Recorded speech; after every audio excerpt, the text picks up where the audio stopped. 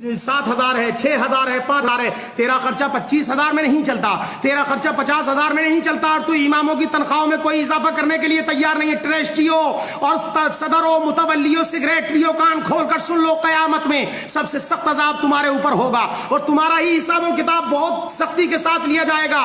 तुम्हारी जिंदगी तुम्हारा जो है बहुत सख्ती के साथ तुम्हारा हिसाब किताब होगा, क्योंकि तुमने इमामों के गले दबा कर रखे हैं। तुम्हारा इमाम मस्जिद में है, तू रात के 12 बजे बुलाए तो तेरा इमाम आता है, अगर तू बच्चे के कान में अजान पढ़वाए तो तेरा इमाम आता है, अगर तू तेल पड़ने के लिए कहे तो तेरा इमाम आता है। तुम्हारे इमाम तुम्हारे घरों की सारी चीजें देखभाल भी कर रहे हैं, बच्चों को भी, और नमाजें अजानें भी पढ़ रहे हैं, और उनकी तनख्वाह 3,000 से 4,000 लेता है। जरा खबरदार हो जा, इमाम से जो है मोहब्बतें करो, और वो जो शायरों और जो तमाम लोगों को जो तुम पैसा दे रहे हो उस पैसे को देना बंद करो, इमामों की तनख्वाहों में इजाफा करो, और जलसे करने के लिए फ्री के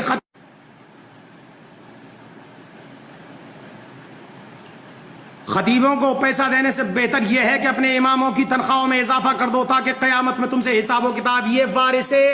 ये वारिसे नबी हैं, वारिसे नबी, इन्होंने नबी के मुसल्ले को संभाल रखा है। ये मुसल्ले जो है नबी के मुसल्ले पर बैठे हुए हैं, इन्होंने मस्जिदों को संभाल रखा है, दीन के काम को कर रखा है। अगर ये हाफिज कुरान और ये तुम्हारी मस्जिदों के इमाम ना होते तो तेरी मस्जिद में अजान कौन पढ़ता, तेरी मस्जिद में लाइटें कौन जलाता, तेरी मस्जिद में जो है रोशनी कौन करता, ये सारे कामों काज कौन करता? मुझे जरा बता, तेरा जनाजा कौन पढ़ाता, तेरे बच्चे को बिस्मिल्लाह खानी कौन कराता, और ये तेरी फातिहा खानी कौन करता, तेरे लिए कुरान कौन पढ़ता? जरा बता, अंदाजा लगा और सोच। इमामों का गला घोटने से बेहतर यह है साइकिल इमाम खरीद ले तो तुम कफे अफसोस हाथ मलते हो, और जो पूरी दुनिया के लोगों, तुम एयर कंडीशन में रहते हो तो इमाम बेचारा कुछ नहीं कहता, तुम जो है तमाम बड़े बड़े कमरे और कोठियां और बंगले खरीदते हो, तुमसे इमाम कुछ नहीं कहता, और मगर तुम जब कोई इमाम छोटी सी झुग्गी और झोंपड़ी खरीद लेता है तो फजीता करना शुरू कर देते हो। जगह जगह चुगली के अड्डे खोल रखे हैं तुमने, इमामों की बुराइयां करने पे लगे हुए। 1,000 नेकियां करता है इमाम, 1,000 अच्छे काम करे, अगर कोई गलती हो जाए उससे तो तुम पकड़ लेते हो। सुनो जालिमो, डाका उन दुकानों में पड़ता है जिनमें माल होता है, जिनमें हीरे और जवाहरात होते हैं, जिनके अंदर दौलत होती है, उन दुकानों में चोरी होती है। जिन मकानों में कुछ नहीं होता, जिन दुकानों में कुछ नहीं होता, उनमें चोरी नहीं होती। इससे पता यह चलता है कि इमाम बैका इसलिए था कि उसके पास ईमान की दौलत थी, शैतान उसका इसलिए पीछा कर रहा था। तेरा पीछा क्या करता? तू तो खुद ही शैतान है, तेरा पीछा क्या करेगा शैतान? तो इमाम का पीछा इसलिए किया कि उसके पास दौलत ईमान था, वो कौम का पेशवा था। जालिमों, इन इमामों के साथ बदतमीजियां करना बंद कर दो। जब तक कोई कौम बुलंदी तक नहीं पहुंचती, जब तक कि अपने पेशवाओं की इज्जत नहीं करती।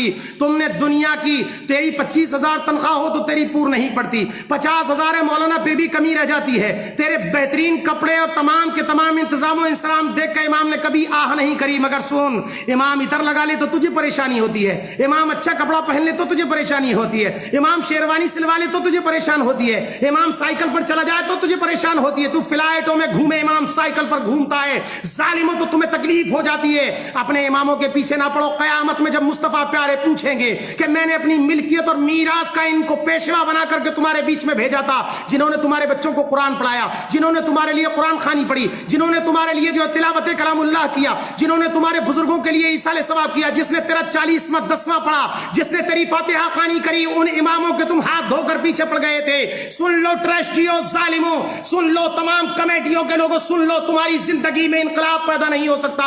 तुम अपने घरों के खर्चे मस्जिदों और मदरसों के चंदों से चलाते हो, और उसके बावजूद इमाम अगर तुम्हारी पोल पट्टी खोल दे तो इमामों के हाथ धोकर पीछे पड़ जाते हो, तरह तरह के इल्जामात लगाते हो, ऐब लगाते हो इमामों पर, और लगाने के बाद उन्हें मस्जिदों से निकाल देते हो। कोई कहता है 5 साल हो गए इमाम साहब को, जल्दी निकालो, और कोई पूछे जनाब इन्होंने गलती क्या की, बोले नहीं, इमाम को ज्यादा दिन नहीं रहने देना चाहिए, इनके ताल्लुकात बहुत अच्छे बन गए हैं। पता ये चला कि इमाम ज्यादा दिन रहेगा तो तेरी सारी खबर रखेगा। तू कितना पैसा मदरसे मस्जिद का खाता है उसकी उसको खबर होगी, तू मस्जिद के कितने माल को दबाता है उसको खबर होगी, तेरी पोल खोल देगा वो इमाम। इसलिए तू उन इमामों की मुखालिफत में लग गया। जल्दी करो, इसको ऐसा ना हो कि हमारे राज खुल जाए, हमारी पोल पट्टी खुल जाए, ہماری زندگی جو ہے غرق ہو جائے اور لوگوں میں ہماری جوتیوں دال بٹنے لگ جائے، اس لیے اماموں کے پیچھے پڑتے ہو ظالموں۔ اماموں کی تنخواہ بڑھاؤ، بڑے بڑے خطیب آتے ہیں، شعراء آتے ہیں، بڑے بڑے 25-25 ہزار لے کر جاتے ہیں اور تم ایک ایک رات میں دے دیتے ہو۔